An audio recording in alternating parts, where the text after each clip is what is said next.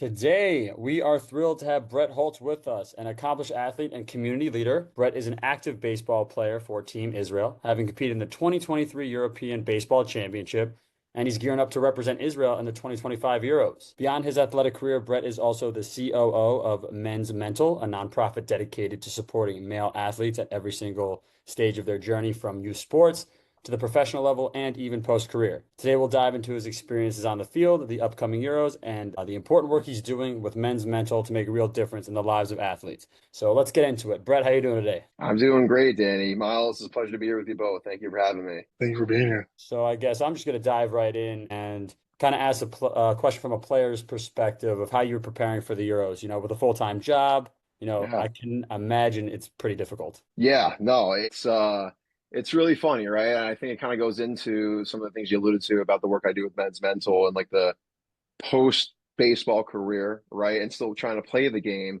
It just takes that much more time and effort, to make time for it, right? And I'm very fortunate, as you know, my father runs and operates a baseball training facility in Elmsford, New York, that I have at my disposal. And it's just like anything else. I think what's really great is to try to adhere to like that whole student athlete mentality as best as you can with it, right? Like clearly I have a full-time job helping run Men's Mental on the side, right? It just kind of, you have to be that much more intentional about your time, right? So the way I try to do it, at least right now in my life, I am trying to work out, 5 to 6 times a week, hitting and training at least twice a week, right? And that's just what's been working for me. So I think for now, as the season's beginning to kind of come into fruition, right? So I try to play as many local, like men's league, collegiate summer league games as I can, and then I'll have about like a 3 to 3.5 week gap before, like from end of August up until like mid-September, when Euros are going to be happening. So I'll just ramp up my training with my hitting coach around that time. That's a busy schedule, if I've ever heard one. Yeah, You and I are in a very similar position, as I have a full-time job as well. And then I also played semi-professional baseball in Indiana, and I played 5 years in Wisconsin, but I also oh, work at a wow. university. And so it's like, I relate to you in that sense where it's like, you got that busy schedule of balancing the work life. And then, Yeah, we used to have that drive to play very competitive baseball. So, right. No, um, I love it. yeah, it's. I'm glad we have that connection, that similarity. I think Of course. it's really interesting hearing you talk. Oh, obviously you grew up a diehard baseball fan. You don't get to this point if this isn't what you love to do. This isn't your heart and soul. Who are Mhm. some of the athletes or baseball players, Jewish or non-Jewish, that you grew up looking up to? Wow. I mean, if you want the more sentimental answer, which is still very true, I mean, the first person that obviously comes to mind is my father, Yeah, Eric Holtz, who I look forward to him eventually being on this with you guys and you guys having the opportunity to speak with him. yeah, It's one thing when it's like someone in your community, right? But it's a whole other thing when it's like your own father, right? And I was very blessed from really my entire life, as long as I was conscious of it, being able to see him play baseball and like relatively competitive baseball, right? Through like men's league stuff up until his opportunity to play professionally in Israel back in 2007, going through his entire journey with Team Israel since. He has just been someone I've looked up to in so many different ways. But I think as I've gotten older, more mature, more wiser, I hope, just understanding that like everyone has such a unique journey to how they arrive to the game of baseball. And my father's story is truly incredible. I mean, he actually lost his passion for baseball entirely after his college experience. I'll keep it about me, but essentially his whole journey, seeing how he's worked through all of that, getting back to finding his passion in the game, and then truly through that, just being good to people, treating people well, and forging relationships over time. I mean, he really created this opportunity for himself with Israel and getting himself to this point now. So he's absolutely been someone, but I think more of a, if you're looking like MLB players and people like that, I mean, Bryce Harper was always someone that I mean, I try to emulate his swing from like age 13 to 16. I mean, you ask anyone around Game On 13, which is the name of the facility, they always call me Young Bryce or Bryce Jr. I was a lefty. I tried to really be like him and emulate his game. I just loved his pretty approach to dope. the game. Yeah, man, like his fire to the game. Guys like that. I mean, I loved watching Anthony Rizzo. Obviously, Ken Griffey Jr., Barry Bonds, like the classic lefty swings. I've always just tried to study very, very intentionally. So those have been some of like my influences for sure. That's awesome. Yeah, Bryce Harper, that guy, oh man, watching him hit, and especially when he hits big time home runs, just his reactions to everything are Dude, in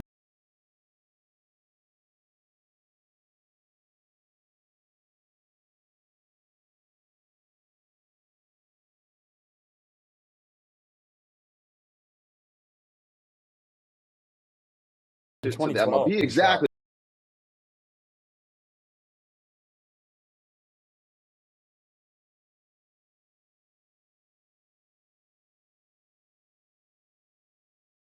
Even watching him mature as a human being, let alone a ball player. I mean, it's just been so special to watch. Like, see him become a father, see him become like a well liked and respected person throughout the Yes. league.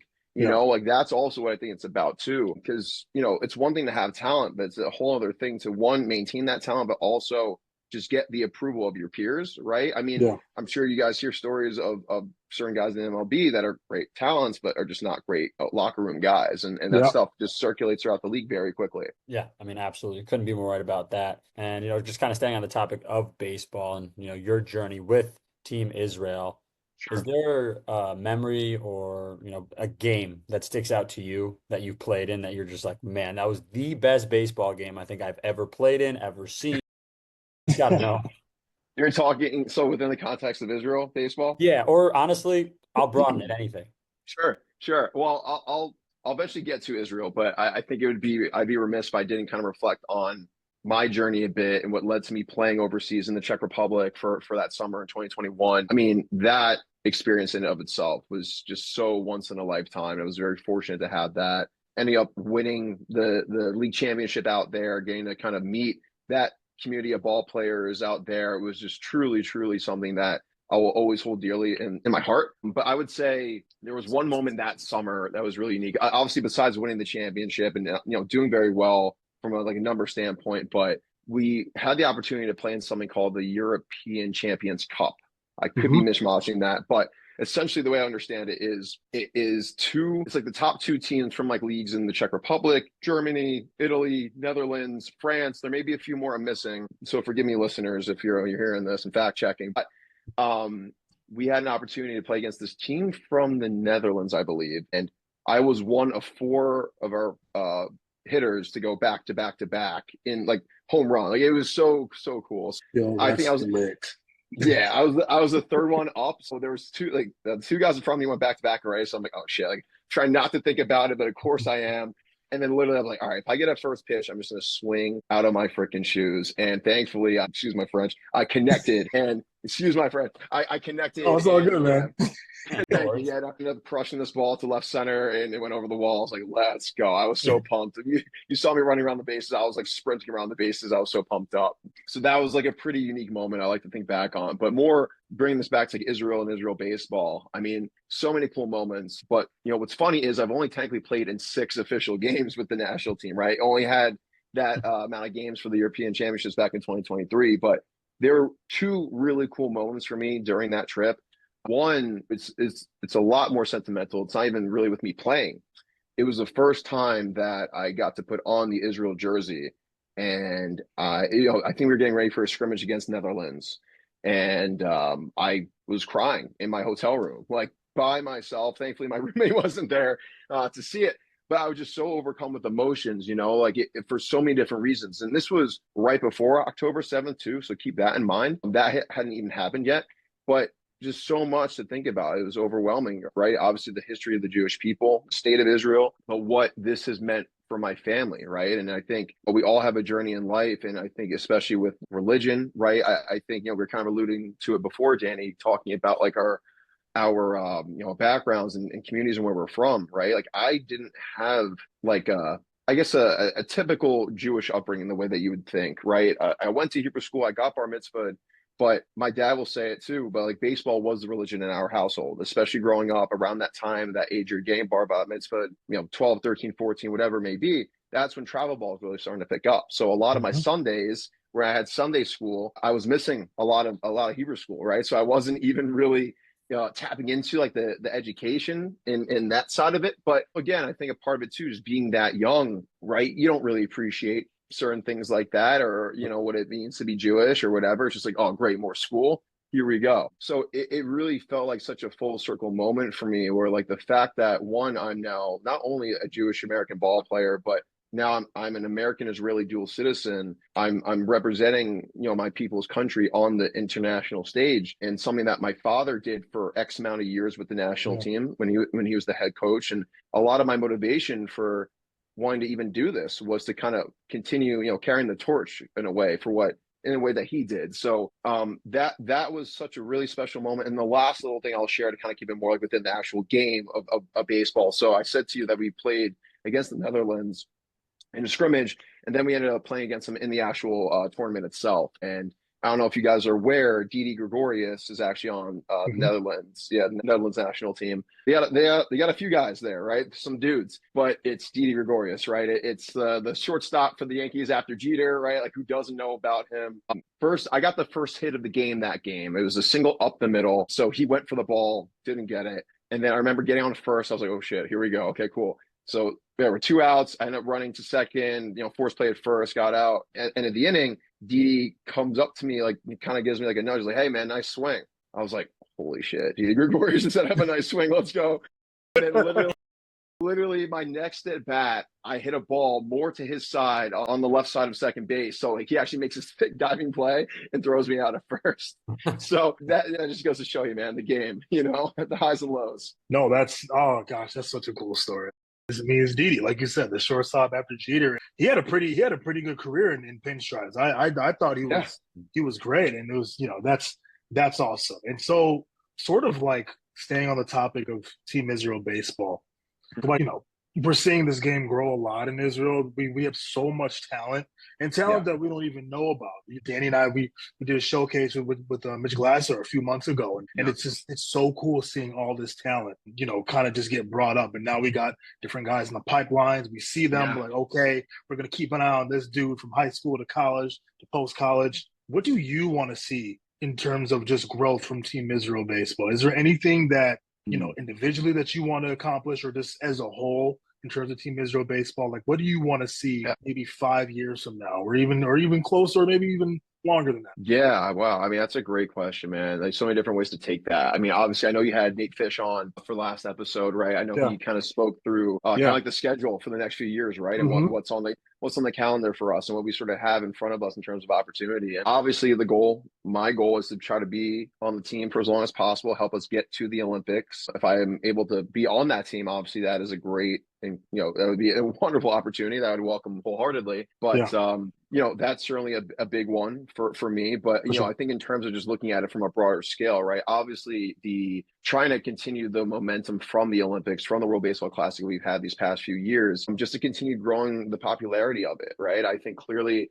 what's happening in that region of the world right now, right? I mean, look, baseball happening out there in any stretch of the imagination is a miracle in and of itself, right? But to continue the interest, to nurture the passion for the select few that do have the interest and do have the means to get equipment and to get to fields out there, right? Like, I don't know if you guys know, there's really only two established fields out in Israel. I think there's a few more that they're working on building, but there's so much kind of stacked against them out there. I think what I would just love to continue doing from my scope is just how can I use my platform to continue promoting the game out there and to just kind of be a voice for people out there to just continue playing the game, right? I mean, I think what's so unique about some of the guys out there that have made it to the national team, whether it's the senior national team or some of the younger groups that we have, once you prove yourself and become sportayim, right, you could have unique opportunities to go to some of these training camps in the Caribbean, right? Like some of the guys have been able to do and work with guys like Fernando Tatis and Junior,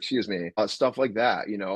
I think it's how can we continue motivating the players, but also motivating the coaches and the staff out there to just, look beyond just their current, short-term gain, but also like how you're looking to leave this, right? How you're looking to leave this to the next generation. And just whatever I could do on that front, I want to try to do as best as I can. Yeah, absolutely. And I think, when Miles and I started this podcast, we kind of had that in mind too, where it's like eventually we want to grow this to where we can even be a resource and we can put it out there that, hey, like they need help over in Israel. Whatever we can do, let us know, whether that's, reach out to our listeners and say, hey, donate, or, whether equipment or whether it be like send a donation or a check, whatever it is, try to help Israel baseball Americas now, you know, that Nate's the Yeah, CEO of, trying to help them totally. getting more attention, getting more donations, and really growing the game. So maybe there's 3 or 4 fields in the next, you know, 4 or 5 years, Right, and you right, kind of right. expand from there. So I mean, that's our goal too. Yeah. So I think, which is really cool, we're all on the same page. And the one thing I'll add to that, Danny, if you don't mind, is just, I think it's two-pronged, right? Obviously, we have the Jewish American pipeline here, which is what you guys are a part of with Israel Baseball Americas, that I think has already seen a lot of great success in terms of driving buzz and engagement and getting people to come to some of these camps, right? And getting them, within the system, right? So we could track them and see how we could kind of get them to eventually make aliyah, right? Like what some of the guys have done for the Olympic team, what I had to do, what certain guys, right? Like I had to do.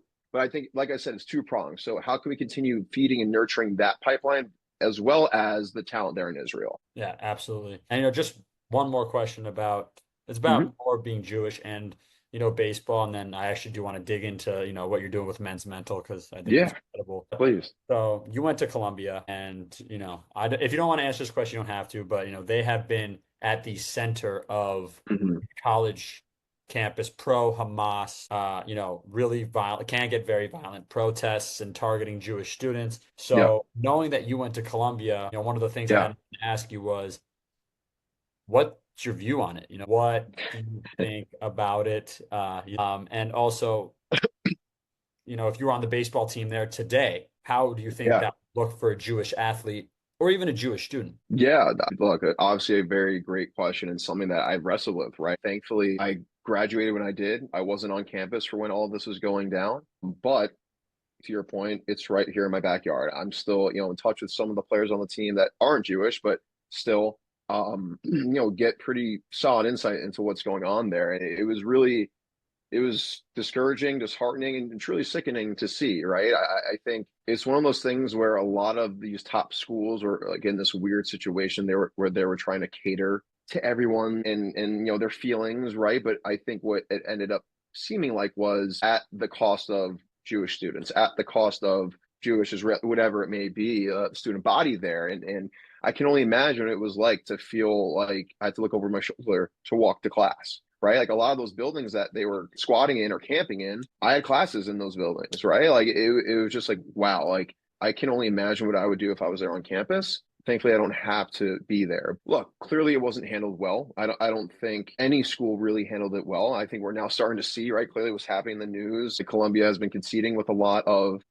again, from some of the backlash that they've gotten from the administration and whatever. I think now things are being rectified, but still, it's one of those things where you hear about it growing up. You never think like it's going to still be a thing, right? You hear about anti-Semitism, you hear about what it was like during World War II and the rise of Nazism and fascism in that sense. But to think that issues that our grandparents and our ancestors dealt with their hope of that our future generations, our age right now, wouldn't deal with it, yet they still are seeing it. It's really sad to think about, right? It's really sad to grapple with. But again, it's one of those things where, are you going to rise to the occasion, or are you just going to kind of stew in silence? And not that that's a bad thing, right? I think people handle these things and navigate these things differently, but that's why, again, hats off to guys like you and Miles that are taking a stand to some degree, right? And just being a voice and advocate for people that, what, maybe their thing isn't to start a podcast and to speak out on social media and be outward about things, but they could at least subscribe to people like us, right? They could listen to things like this and feel a sense of community and feel like they're being heard and being seen. And it's one of those things that I don't know if it will ever be solved or changed or for the better. But I think it's little bits of resistance like this that give me hope.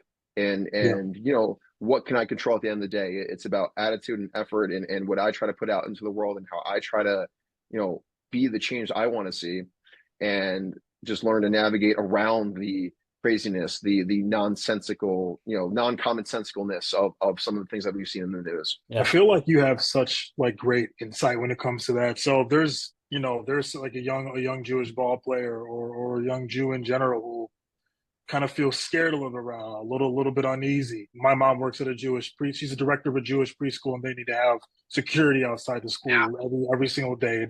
It breaks my heart. And she's the sweetest little Jewish woman. Is there any advice that you would give to someone young, whether they're a Jewish baseball player or a young Jew in general, as to, how to sort of deal with some of these emotions and just sort of, get through day by day and try to be as optimistic as possible. Yeah, yeah. I mean, look, I think what works for me and what I tell myself, right, is similar to what I just said. I think it's a combination of quiet confidence and humility, right? I think, you know, the Jewish people are the chosen people, right? As kind of referred to in the Old Testament. And I think sometimes where a lot of people tend to find issues with the Jewish people is that, right? Is sometimes our sense of self-righteousness. Like, who are they to think that they're so good and this and blah blah blah, right? And it's funny, right? When you look at the numbers, you look at things like the Nobel Prize winners throughout history and how many of them have been Jewish, yet look at the Jewish population there is in the world. It's, you know what I mean? It's like smaller than the state Yeah. of New Jersey or something like that, right? Or whatever it may be. Like you can fit all the Jewish people like in like the state of Rhode Island, whatever it is. I don't know that. So again, another fact check for someone out there. Apologize, but the point is, Yeah. right? Like I think unfortunately that's part of it that the rest of the world sees, and it's very easy at that point to poke fun at that pinata or try to swing at that Yeah. pinata, right? Where I think it's for the Jewish people, it's knowing this, right? And I think there's just a way of going about your life where you can still be confident, still be proud of who you are, but also just, the same way that you let your game speak, right? Not your words, right? Let your actions speak, right? Let how you Yeah. conduct yourself as a human being be the way that you fight back and the way that, you know what I'm saying? Like almost rise above all of the bullshit that we've seen. What is so polarizing for me is to also just see, right? You see it in the way that both sides protest, right? And I'm not saying it directly to the Palestinian people, right? But it's the people that are joining those in those protests and how they go about it, how violent it ends up being at times, and or sometimes even just the lack of education and knowledge that is also just very troubling. So you're telling me you're just protesting a protest, right? Like what's going on? And again, it happens to be at the cost of our people, right? So Yeah. that stuff again really doesn't sit well with me. But what can I, one person, do? Is again, like I said to you, controlling attitude and things like that. Like controlling attitude, controlling effort, and that's the only advice I'd really try to give to a younger person trying to navigate this all. Is again, use your common sense, but at the same time, be proud of who you are. Don't be afraid to speak out and take a stand where you feel the need to take a stand. But there's a way of going about it, I think. And I really do believe it comes from just knowing who you are, knowing who you're about, and just trying to be as good of a person as you can. Absolutely. Yeah, absolutely. And just kind of off that now to dive more into the mental health side of it, Yeah. because you're a huge advocate. So men's mental health, I actually did watch a video of you talking about, the pressure that you felt because your dad played at a high level and your siblings also did. And while we're on the topic of, what would you tell that kid, Mm-hmm. about being Jewish, about being proud to be Jewish, about that kind of stuff? What can you tell listeners out there about mental health? And because I think it's great, because it's one of those things today that I think our generation has taken, I don't want to say more seriously, yet more seriously. Like, Yeah, it's a we lot don't just more brush widely things talked off. about. We don't just Right. brush things off. It's like, okay, like we're Of here to course. talk, we're here to listen. So I guess my question is how did you get into men's mental health, and where do you see it in the next 5 years? Yeah, yeah. I mean, men's mental has been such a blessing in my life to be able to have this opportunity to help, again, further this mission in whatever capacity I can. But really, where my mental health journey started, I mean, it goes back to when I was playing football, honestly. I was playing football at age 9 and 10 it was called Valhalla Junior Vikings. And, all to be said, that's where I kind of experienced for the first time in my life performance anxiety, right? And all this pressure of a lot of people are expecting things from me. What happens if I don't have a good game today? Then what? Then people are like, oh, he's just whatever. So a lot of it for me growing up was performance anxiety, the struggling with imposter syndrome. Like it's all going to come crashing down someday. Eventually, someone's going to realize I'm not that good of a player, not that good of a person. And through that all, confidence was a huge thing I struggled with throughout my entire middle school, high school career, and it may not have seemed like that, right, Danny? When maybe we were playing, but it was going on behind the scenes. And that's part of it as men, right? That there's been such a stigma amongst men for however long, as you go back years and years and years. But I think it's about trying to put on that face so that your competition or whoever doesn't see that and doesn't use that to their advantage. So a lot of it throughout my life was just learning to kind of work through it, maybe not so much addressing it, but really what kind of, it came to a head all during my freshman year of college, I would say. My first year at Columbia, and where it all just kind of hit me, right? New school. Again, we all kind of come from the big fish, small pond scenario in our high school towns or whatever, local towns. Then you get to college, everyone's like you, or if not better, right? They're all the same height and size, if not bigger and stronger. So there was the baseball component, right, that I was struggling with. There was the social component. There was the academic component for a little bit. I felt like I was struggling with. So that all, again, was just, I was driving myself crazy with self-doubt. It was starting to kind of come out in my athletic ability, right? I really struggled during practices and games and, at times. And I became such a, I hate to use the word because it's not the most, I guess, politically correct, but like mental midget, for lack of better words. I just really, I couldn't get out of my own way. And it's not a regret of mine, but part of me was like, you know what, if I knew the things then that I know now, right, about myself or just in general about life, if I was able to have certain coping skills or mechanisms or techniques that I could rely on to get me out of those funks, sooner, right, and earlier, I wonder where my baseball career could have gone, right? And so those are things that I was always aware of in my life, or became more aware of in my life. But I also prided myself on this growing up to just be a listener, right? I think I became a friend. I was always a friend to people, but I became that friend to people that they'd come to with issues. And like, Brett, you'd be such a great therapist. Like, you're just so good at listening. Like, thank you. Like, all these types of things. So I ended up pursuing psychology as a major at Columbia. I absolutely fell in love with it, right? And I think, like some people do in their college career, they have like that one class, that one teacher that kind of changes everything for you. I had that experience, and that's where I was like, you know what, I know this is what I have to do. I don't know what it will look like. I don't know how it'll end up turning out, but I have to do this. It just kind of felt like a calling, if you will, because I saw it. I saw it in my life. I saw it amongst my teammates. I saw it amongst the athletic community there at Columbia. And then even getting, to play overseas, right? Like playing in the Czech Republic, being with a completely new kind of demographic of people, still struggling with the same kinds of issues in life, of whether it's imposter syndrome, confidence, just overall purpose, right, in life. I just know and believe that if we're able to take the time to prioritize our mental health, build up toward mental resilience in our life, whatever that looks like, that a lot of people will end up leading healthier, happier, and just more fulfilled lives. So that's what's kind of led me down this path of the mental health profession. And I've been very fortunate to be able to work at this great company called Modern Health, which is like a B2B mental health tech global solution. So that's really where I started my career, and getting more embedded in the space from like the tech side of things, and offering therapy, coaching services, meditation, whatever it is, to employers and working with their employees. But really, it's always been about baseball and sports for me. So that's where, coming back to Men's Mental, being able to work with them, I mean, it's been just truly, truly remarkable of an experience, and working with athletes, youth athletes from across different sports and socioeconomic backgrounds. It's been truly some of the most rewarding work I've been able to do. So I'll pause there, because I don't know if I actually answered your question or not, but I was just speaking there for a little bit. So I'll give you a chance to reply to anything. I'll say that I don't have a question. Yeah. I just want to just commend you for the work that you're doing. It's incredible. As you were talking, I was thinking about myself as a kid, and just everything you were talking about, from performing on the field, and for me growing up Black and Jewish, and having a white mom and a Black dad. My mom is from Highland Park, very wealthy Jewish part of Illinois. My dad's from the west side of Chicago, the complete opposite.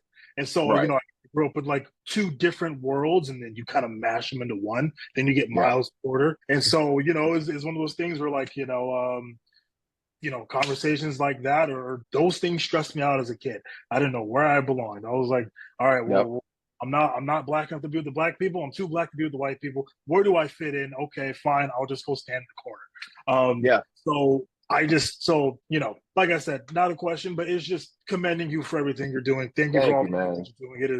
It is so important. I'm really an advocate for this. I always try to tell my friends that they are not above, getting help if they're stressed out or they're feeling some sort of anxiety. We all get anxious. I still get extremely anxious when I'm playing in front of a crowd in a stadium. I always freak out still. It could be the top of the first, and there's 2 outs, 0-0. I don't know why I'm freaking out, but of course, how we are sometimes as athletes and as people. Once again, thank you for everything you're doing. No, of course, man. It's a privilege I get to do this, but again, it comes from experience, right? It's like I experience things that I wish I didn't have to, so I now try to be that for people, Yes. for whether it's people my age, older, or again, younger kids I get to work with, right? And get to hopefully influence a bit. But, some of the work that we get to do at Men's Mental and where I support, the team there. So I'm the COO there, and I help the CEO. His name's Teddy Sorless. He is a former collegiate basketball player. He played at Babson College, and he lost, I think, 2 to 3 friends/teammates to suicide. And he also had 2 attempts on his own life. So after back-to-back injuries, right, related to basketball. So he really, really struggled for a very long time. And, thankfully was able to get to a point where he was good enough, healthy enough. And Babson, I don't know if you guys are aware, Babson is a very entrepreneurial school. So he told me this is how Men's Mental came to be. It started off as a class project. And it was about trying to solve an issue that you see in the world, right? And for him, he ended up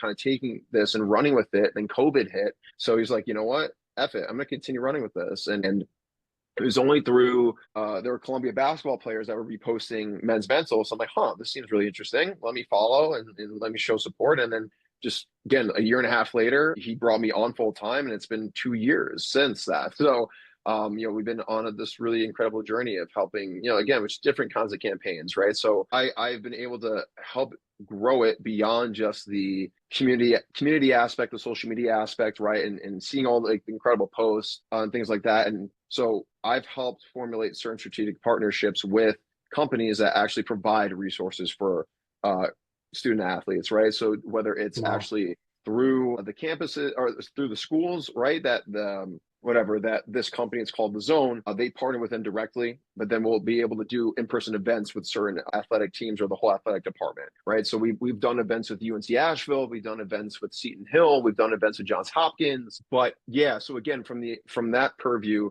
just helping now, just going beyond the, hey, we hear you, we're in this together with you, but no, let's actually help you get support if you're at that point in your life, right? So that's been incredibly rewarding for me to help support some of those partnerships. But then again, some really cool ones, right? Like My Calls, My Cleats for the NFL. This past year, we had 9 players throughout the league represent Men's Mental for My Calls, My Cleats, where last year we only had 1 player, right? And before that, 0. So just kind of seeing some of the campaigns that we wanted to work toward and work on and have it get to this point already has been so rewarding. But really, it's just that's what's next for Danny, right? To go back to your original question, what we're really continuing to emphasize at Men's Mental is how can we get more on boots on the ground? How can we get more of these in-person experiences, right? Because that's really where we see the eyes start to open. The people coming up to us after the talks of like, again, like I didn't know I needed this until now. Like, thank you. Like, we have this expression of one love, one life. If you could just, through anything that we do, if we could save or impact one life, then it's a job worth it, a job well done. So just continuing to emphasize any opportunities like that, working on collaborations with, other nonprofits or again, other companies, right? Just to put this message out there, right? Especially for the male community, and especially for even getting more niche to the male athlete community, right? I can't tell you how many people that I come across and work with, and I'm sure both of you could attest to this to some degree. Once you put down that bat or that glove or the cleat, you hang them up, seriously, you're right. Obviously, there's men's league and all those things, but once you stop playing college baseball or professional or high school baseball, whatever it may be, it's kind of tough to sit with. Who is Brett Holtz without Brett Holtz baseball, right? So those have been some of the more rewarding conversations to have with certain people and just helping them understand who they are as a whole human being. That yes, you may have used baseball to get you to the highest level, right, that you can get to, right? Baseball clearly helped me get into Columbia, right? I'd be the first to tell you that. But who am I without this, right? Baseball isn't everything in my life the way it may have used to be or feel. Helping people navigate those types of things has truly been just some of the most rewarding conversations and moments I've had in my life. Yeah, I mean, absolutely. Being a coach now, well, actually, first I want to say, if you and Men's Mental need any help, please reach out to me. I'm sure Miles as well. Totally, man. I'm sure there's stuff we can do together. I'm a high school coach now, and one of my biggest message to my guys is because I made this mistake when I was in high school. I was like, don't get caught up in taking whatever happened on the field home. It doesn't matter. In 10 years, you're going to look back and you're going to say it won't matter. And I was like, in 10 years, probably in a year, you're going to be like, yeah, but why was I angry? I always emphasize whatever happens on the baseball field, don't take it with you. You're not just a baseball player. You're way more. You're going to go to college. You're going to find yourself even more. Whatever you do, because when you, as an athlete, especially in college and in the pros, people don't view you as just a regular human being. They Right. view you as like a superhuman. And, like honestly, the first athlete that comes is not Jewish, but in the NBA is Bronny James. I mean, Yeah. the amount of absolute horror and terror, like terror, like basically like he's terrorized online Yeah. because his name is LeBron James Jr. and that's pretty much it. And Right. that's great of Men's Mental to have these programs, have these outlets, because as you said before, men don't usually come forward and talk about it until it's unfortunately too late. Like when I was coaching in high school in Iowa, I unfortunately had a kid who did kill himself and commit suicide. And the scariest part was we didn't know. He was the Right. most happy-go-lucky kid. And then all of a sudden, one day, we were like, "Oh my God!" And to this day, that's my biggest thing I do. First thing I Mm, say is like, if you need help, you come to me, or you come to a coach, 100%. you go to a parent, you go to a teacher. I don't care who it is.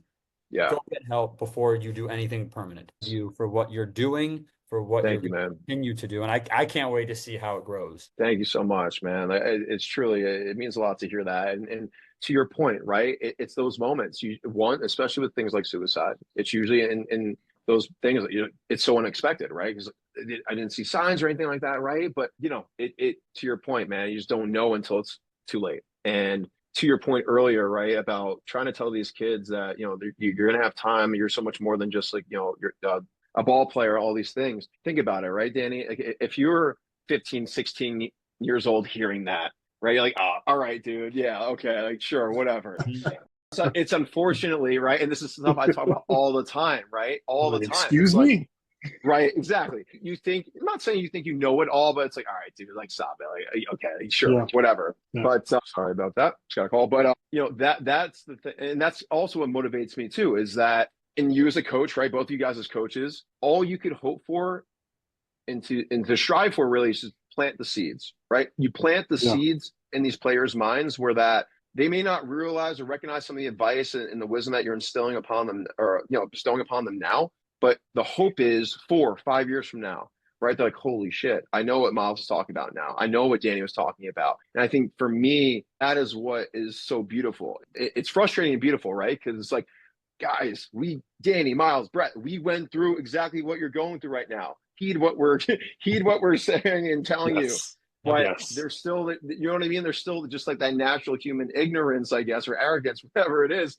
You're just like, you don't know it until you go through it, right? You don't know Yeah. it until you go through life and get a bit more experience and time under your belt. And it's just funny, you know what I mean? Like it's funny and it's beautiful, and it's just like kind of why we mentor and coach, right? It's just we want to help players go through things that they're going to go through inevitably, but go through them quicker and be better prepared for it as it continues to present itself throughout the game, throughout life, right? Because that's what it's about, right? The three of us know that at some point this game's going to end for you, right? But what's so unique and incredible about sports is why I always try to advocate for anyone to play a sport. I don't care if it's baseball or not. It emulates life, right? It emulates life and how you go about your game and how you play the game, how you approach the game, your routine to it, whatever, your preparation, training is how hopefully you're going to be as a full member of society, right? Working in corporate America or whatever it is that you do, starting your own business, right? So it's just helping younger teenagers, right, that are already in their rebellious state realize this as much as possible. Yeah, That's amazing. absolutely. And I think it's a perfect segue, actually. So, Miles, so the way actually Brett had heard about this, I was actually to reach out to him, but he saw my story when we had Mitch on, and I tagged Mitch, and Brett slid up on my story. And he's like, "Oh, we love Mitch." And then I asked him to be on the podcast then, and he said, absolutely. But then we were kind of talking more.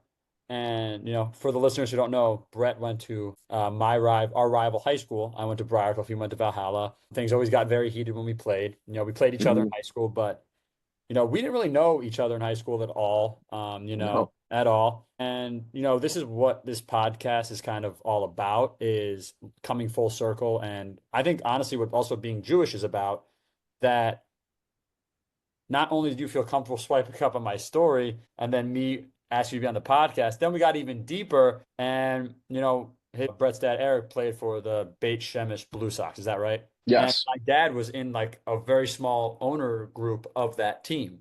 And I remember I still have the shirts at my house at home. And I told Brett, and he was like, "Oh shit, like no way. Like what a small, small world." And that's when it kind of all hit me like, that's what this podcast is doing. Like, it's bringing people that I didn't even know in high school that are going to be from here on out like a big part of my life now. And, so I think Miles, we're going to have some future guests on as well. It's like the same thing. Like, Brett, I can't thank you enough for swiping up on that story. Dude, of course, man. We wouldn't be, I mean, we probably would, because I would send you a blind message. But I think the way that happened was just so wholesome. Yeah. And very natural. Yeah, very natural. And I just can't thank you enough. Dude, Danny, like I said, man, it was not something I expected. I love Mitch. I love Nate. I follow both those guys, obviously. I know them both very well. And I saw this. I was like, oh shit, like let's go. Like we love Mitch. I didn't even know the connection, right? I didn't know like how close you guys were. I didn't know you guys worked the camp with him, right? But like the baseball community is such a small world, but then the Jewish baseball community eventually gets even smaller, right? And to your point, it's just funny how life could be sometimes, right? Like Danny, we were rivals at some point like you said, we were rivals in high school, right? Played against each other, didn't know probably any of this about each other's stories, right? Until now. And it's just so funny where life can take you so far, right? In space and time and distance. But then at the same time, there's so many points where it just brings you right back home. So right back to where it all started and the things that you think back on from years and years ago. So I'm really grateful for this too, man. I feel like I got 2 new friends now and 2 guys I'm going to try to support in whatever way I can. And I love what Shalom Sluggers is all about and Judaism and baseball, man. Like what more is, needs there to be, right? It's what this is about, man. So I love what you guys are doing, and I can't wait to see where you guys are going to take this thing. And like I said, man, however I can continue to support you guys, I will do so. But also, it goes beyond just the Jewish baseball aspect of it, but Jews looking out for other Jews, man. Like we have to do this now more than ever. Support each other, show love for each other, and whatever form or fashion possible, we have to make it a point to do so. Otherwise, it won't happen. It's funny. I don't know if you guys have ever seen the movie I Am Legend with Will Smith. Right, there's a whole thing he goes to, this dialogue he goes into during the movie, talking about Bob Marley, right, and how Bob Marley, what he stood for, and how there was, again, the whole expression essentially is like evil doesn't take a day off, right? So why should I? How could I? Right? And there's this whole idea of lighting up the darkness. And I think it's things like this. It's a podcast like this. It's people like you that are lighting up the darkness. And whatever I can do to help illuminate that light, I want to do it. So truly, thank you both for the time today. And if you want to have me on at any other point, by all means, I'd love to. And let's do it. But you guys are amazing. And I can't thank you enough for the opportunity. Thank you, man. Thank you, Brett. We appreciate it.